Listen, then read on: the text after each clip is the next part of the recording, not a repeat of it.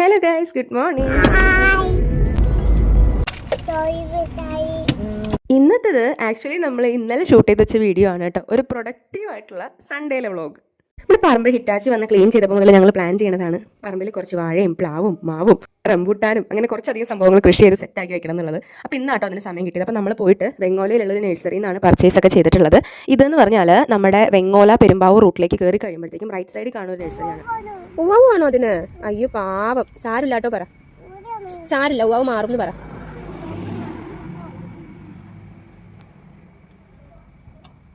അച്ചടാ, ഇതൊരു അടിപൊളി നഴ്സറി ആട്ടോ. നല്ല കളക്ഷൻ ഉണ്ട്. പക്ഷേ അത്ര റീസണബിൾ ആണോ റേറ്റ് എന്ന് ചോദിച്ചാൽ പറയാനില്ല. പക്ഷേ ഉള്ള പ്രൊഡക്ട്സ് ഒക്കെ നല്ല ക്വാളിറ്റിയിലുള്ള വിത്തുകളാണെങ്കിലും എല്ലാണെങ്കിലും. ഇപ്പം നമ്മൾ കുറച്ച് മാവും പ്ലാവും പറഞ്ഞ പോലെ റംബൂട്ടാനും പിന്നെ നമ്മൾ വാഴ വിത്തുകളാട്ടോ വാങ്ങിച്ചത്. നമ്മൾ ഏത്തവാഴ, നാടൻ ഏത്തവാഴയുടെ വാങ്ങിച്ചു.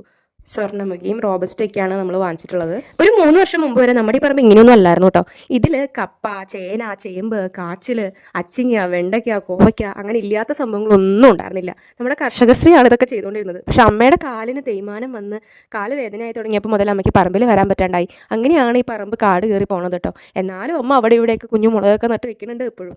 ഇതിപ്പോൾ കുറച്ച് നാളത്തെ ഗ്യാപ്പിന് ശേഷം കേട്ടോ ഞങ്ങൾ 3 പേരും കൂടി ഇങ്ങനെ ആക്റ്റീവായിട്ട് പറമ്പിൽ നിൽക്കുന്നത്. ഒരു 2-3 കൊല്ലം കഴിയുമ്പോഴത്തേക്കും നമ്മുടെ പറമ്പ് പഴയ പോലെ പച്ചപ്പും ഹരിതാപൊക്കെ ആയിട്ട് സെറ്റപ്പ് ആക്കി എടുക്കണം. ആൻഡ് ഫൈനലി നമ്മുടെ കുഞ്ഞുപെണ്ണ് ഒരു ആര്യവേപ്പിൻ്റെ തൈയും കൂടെ വെച്ച് നമ്മൾ പരിപാടി അങ്ങോട്ട് എൻഡ് ചെയ്തു. അവർക്ക് ഇഷ്ടമാണ് കേട്ടോ ചെടി നടാനൊക്കെ. നമ്മുടെ അടുക്കളയിലേക്കുള്ള എന്തെങ്കിലുമൊക്കെ നമ്മുടെ പറമ്പിൽ നിന്ന് കിട്ടുന്നത് ഒരു സന്തോഷമല്ലേ. Have A nice day.